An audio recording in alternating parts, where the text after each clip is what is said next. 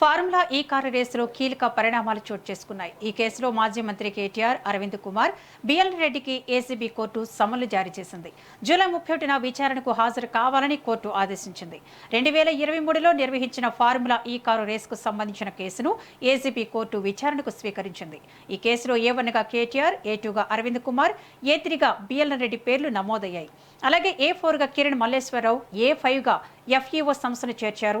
Formula ఈ car race నిర్వహణలో విదేశీ సంస్థకు నిధులు చెల్లించిన వ్యవహారంపై ఏసీబీ కేసు నమోదు చేసింది. హెచ్ఎండిఏ ఖాతా నుంచి 55 కోట్లు FEO సంస్థకు బదిలీ చేసినట్లు ఏసీబీ గుర్తించింది. ఈ కేసులో ఇప్పటికే కేటీఆర్, అరవింద్ కుమార్, బిఎల్ రెడ్లను ఏసీబీ అధికారులు ప్రశ్నించారు.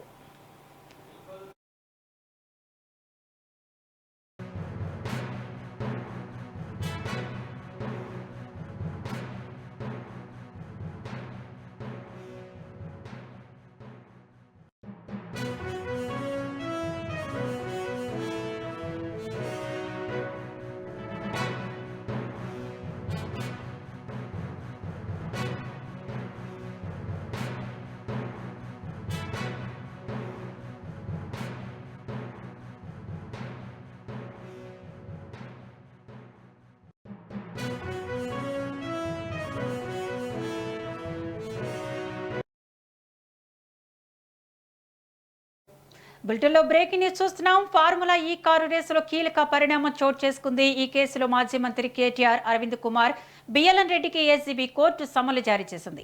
జూలై 31న విచారణకు హాజరు కావాలని కోర్టు ఆదేశించింది. 2023లో నిర్వహించిన ఫార్ములా ఈ కారు రేసుకు సంబంధించిన కేసును ఏసీబీ కోర్టు విచారణకు స్వీకరించింది. ఈ కేసులో A1గా కేటీఆర్, A2గా అరవింద్ కుమార్, A3గా బిఎల్ రెడ్డి పేర్లు నమోదయ్యాయి. అలాగే A4గా కిరణ్ మల్లేశ్వరరావు, A5గా FEO సంస్థను చేర్చారు. ఫార్ములా ఈ కారు రేసు నిర్వహణలో విదేశీ సంస్థకు నిధులు చెల్లించిన వ్యవహారంపై ఏసీబీ కేసు నమోదు చేసింది. హెచ్ఎండిఏ ఖాతా నుంచి 55 కోట్లు FEO సంస్థకు బదిలీ చేసినట్లు ఏసీబీ గుర్తించింది. ఈ కేసులో ఇప్పటికే కేటీఆర్, అరవింద్ కుమార్, బిఎల్ రెడ్లను ఏసీబీ అధికారులు ప్రశ్నించారు.